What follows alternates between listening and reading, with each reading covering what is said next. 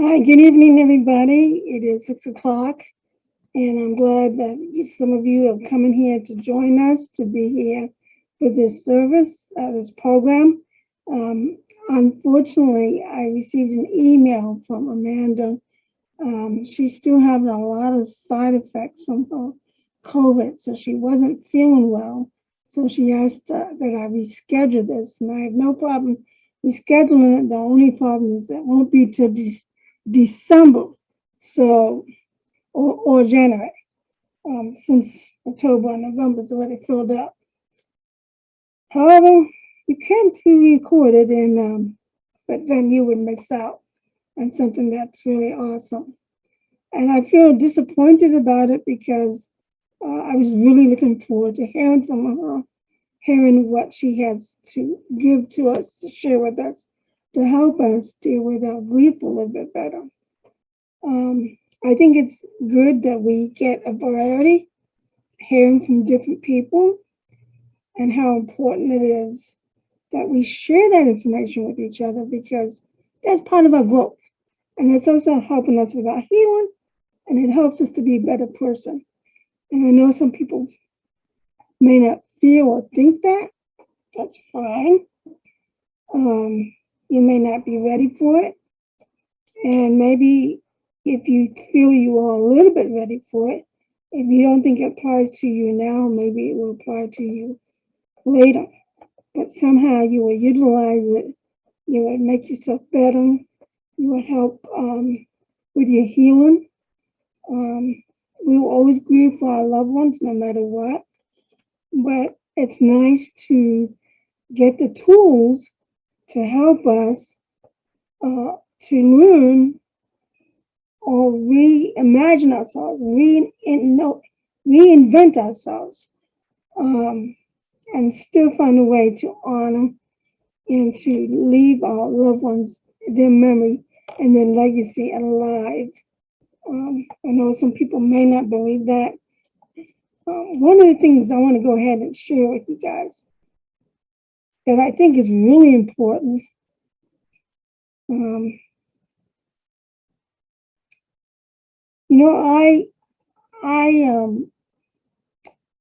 join many clubs because not only do I need to support myself, but it's also interesting to hear what other parents are feeling and what they're thinking from the loss of their children.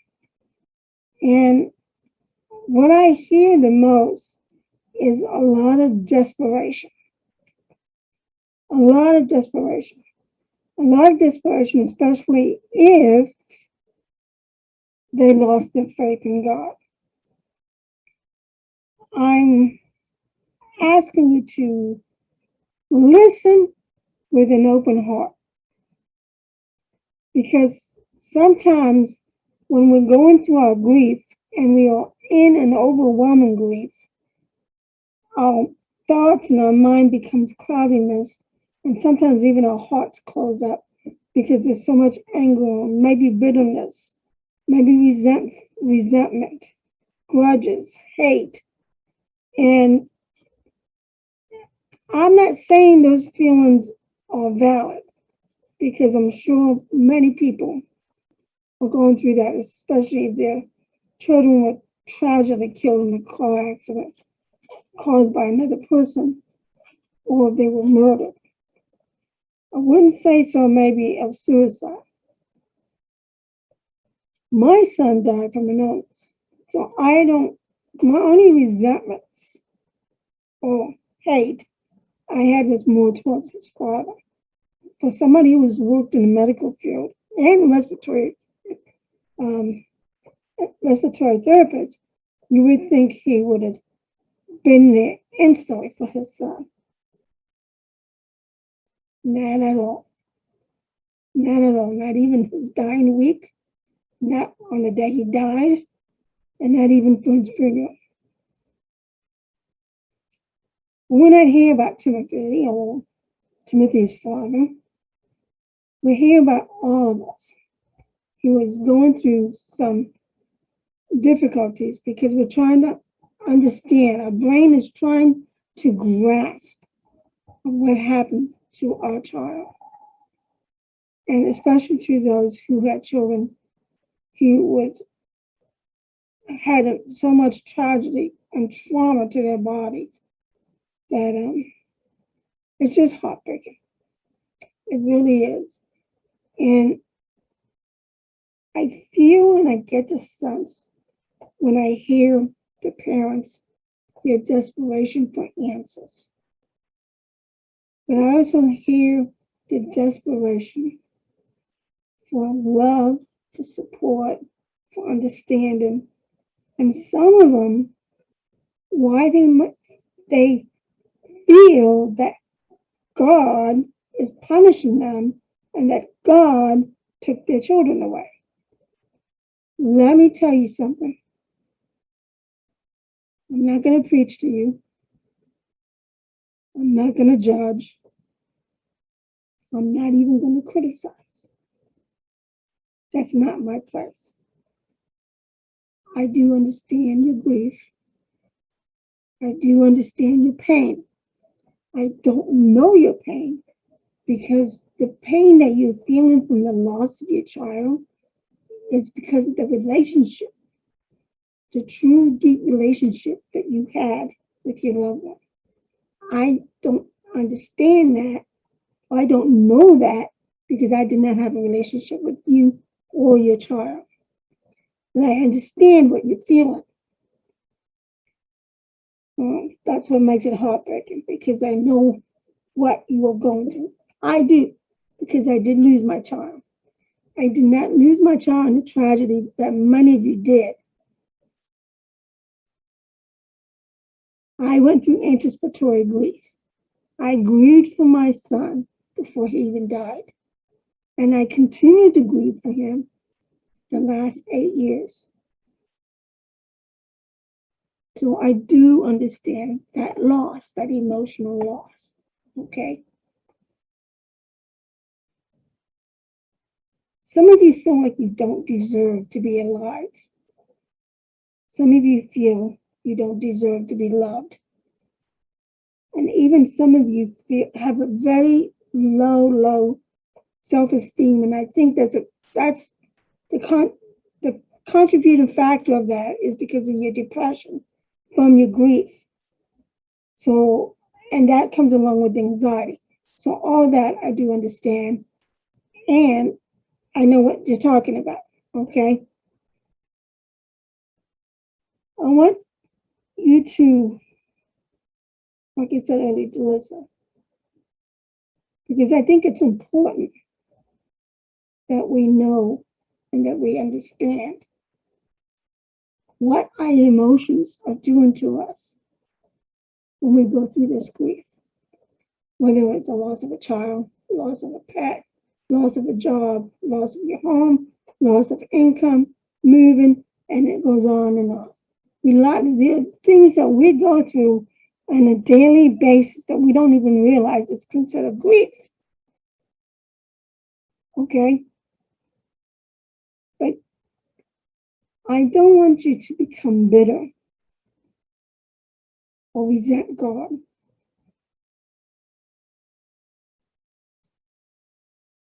I can understand you being angry at God. It's okay to be angry at God. He understands. Remember, he lost a son too. And if you remember the story of Jesus and what happened to him, especially when he was hung on that cross, can you imagine that anger that God had towards us sinful human beings and the evil things that we did to the Son of God?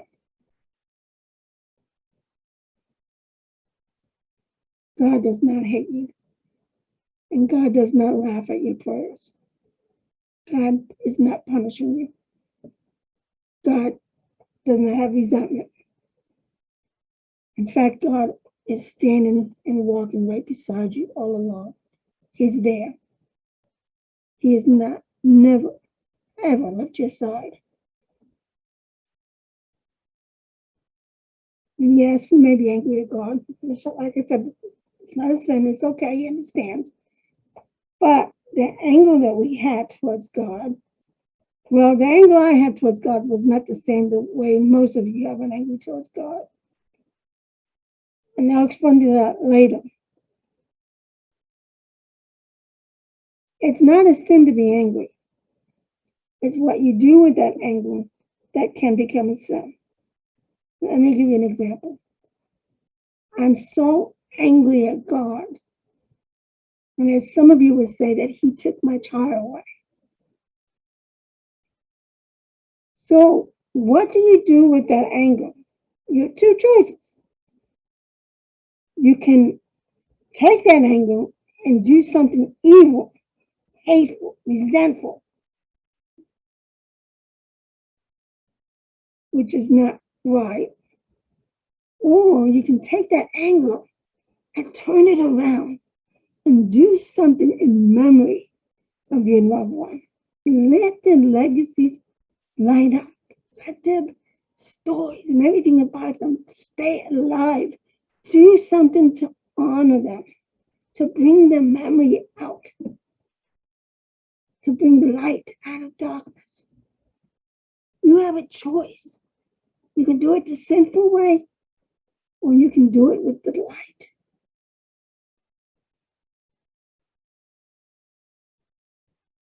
God did not take your child away.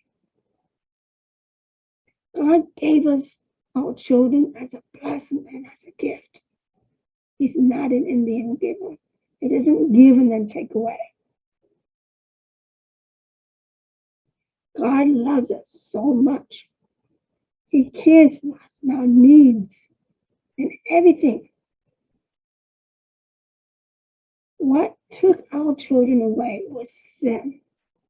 Death is a result of sin. And sin came from where? Satan. Remember in the story of the Garden of Eden, when he deceived Eve, who ate the apple? That's when sin began. They distrust God. And the reason why they distrust God was because Satan deceived their thoughts, twisted. And that's what he does with us. When we're angry at God, he causes us to blame God, to be angry at God, to distrust God, to put doubt in God. That's Satan's way of playing games without blame, without thoughts, because he does not want you to go to heaven. He doesn't want you trying to go to heaven. So he will find every way, any way he can, to knock down your faith. And I'm telling you right now, if you back up, take a few steps back, and somehow change your mindset, and then read what I'm reading, including your own thoughts, you will see what I'm saying.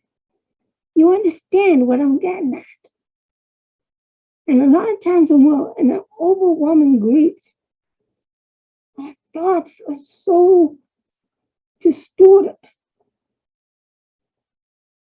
that we become that blame and that anger, that resentment, that hate. I'm thankful that before my son died, that he and I had the opportunity to change the way we think, change our mindset. And we had to change everything to what was negative to what is positive. And with that came our true beliefs in God and why Jesus died to redeem us. And why we had to believe that healing, he may not have healed Timothy's body, but he healed Timothy's soul. He healed Timothy's mindset. And that's what prepared Timothy for his death. Timothy was an atheist. But with much prayer, heartfelt prayers, God might not have changed Timothy's physical ailment, but he changed his heart. He changed the mindset. And that's where the blessing is. And that's how I had to learn about life and how to move forward even through my grief because I witnessed what God can do for us. So as you can see, I don't want you to blame God. I don't want you to say he took your child away. He didn't. Satan took your child's body away from you. But God has their soul. And that's what's important.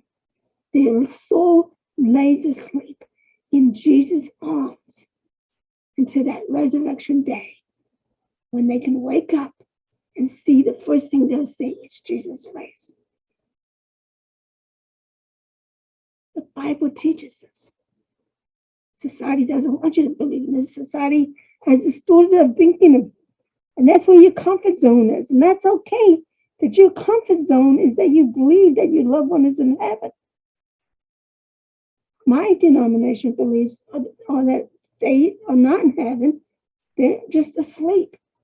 But resurrection day will come, and they will be awoken, and they will rise because the dead will rise first and enter heaven. Your comfort zone, I know, many of you, is that your loved one is in heaven. That's okay. If that reassures you in your faith and your belief, I can't judge you. I cannot condemn you. I cannot force you to believe what I believe in. Only God can convict you of that.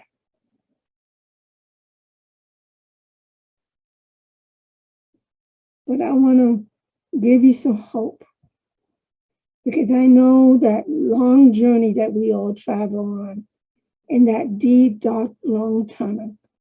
And we see that light at the end of the tunnel, and it seems like we never can get to that light. But you can. Because once you finish that tunnel and you see that bright light, you see the word hope all lit up for you. All lit up for you. Because that's what God wants to give you. The hope. The hope of the resurrection of your loved one. Of the hope of eternal life. The eternal light. But God will convict you if he has not already done so.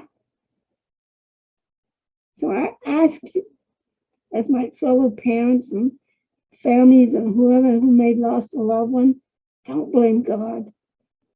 God didn't take the child away. There's no reason to. But he does have something planned for you. And the fact that that loved one, whether it's our children, our parents, our siblings, our cousins, whoever it may be, that loved one that you had that connection with, there was something in their life that lit up your darkness, that gave you that hope, that eternal hope. You turn that angle around and you remember them and their legacy of what they did for you and many others. But it's up to you. How are we going to change our mindset? When are we ready to change our mindset? I thank God it was before my son died. But for you, you have to trust God. Because when you have your aha moment, that's when you're going to start lighting up the world. That's when you're going to start making a change.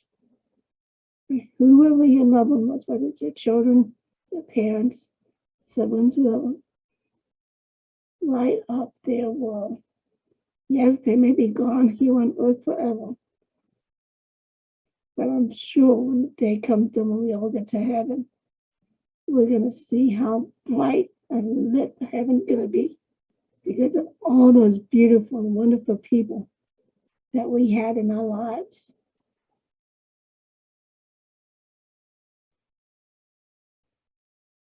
I pray for you, whoever you may be. I may not know you by name, but I know you by your pain, by your suffering, and I understand it.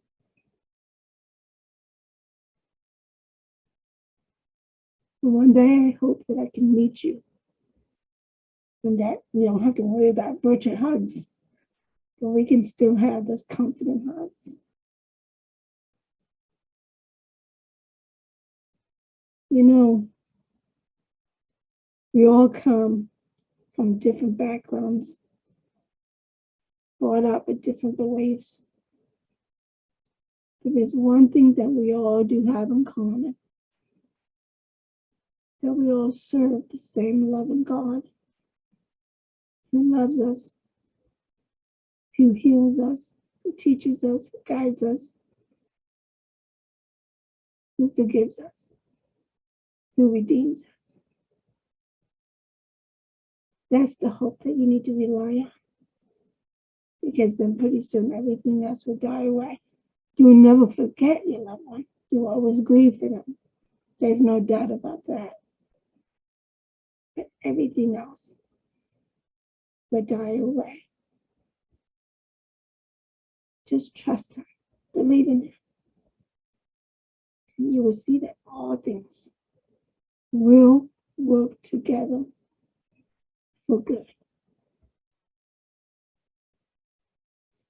Will you allow me to have this one moment to pray with you?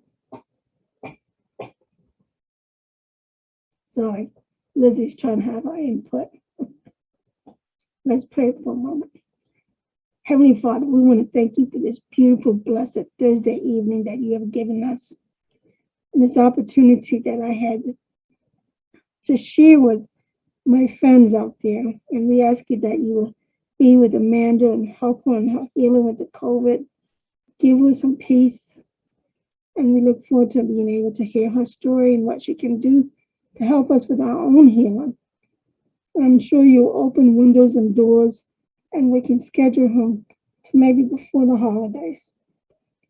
Right now, Father, we have mothers and fathers, siblings, grandparents, uncles, aunts, cousins, friends, co-workers, church family, neighbors, community. We come together asking, Father, that whatever is going on in our lives, our personal lives, that all things will work together for good, and that your spirit will come within us and convict us of the love that you have for us and the light that you give us to shine upon this world. And if it's because of the story and the legacy of our loved one that lights it, then help us to use that candle and to light it and make it bright. I ask you that you be with each and every person here. I don't know what their situations are. I don't know what type of grief they may be going through, but you do. So we ask, as we bring this petition before you, that you come and surround your loving, comforting arms around each person and give them the life that they so deserve. But remind them every day how much you love them, how much you care for them, how much you need them, and how much they could change the world just by knowing you, just by having that loved one in their life. We thank you and we praise you in Jesus' name. Amen. I hope you have a wonderful day and come back at 7 o'clock. Hamish has a wonderful story to share, and I hope it be a blessing to you. I don't have this doesn't share a time on here, so I'm assuming I'm done, but I want to thank you, and I hope you come back at 7 o'clock. Have the next 30 to 20 minutes, eat your dinner. See you then. Bye-bye.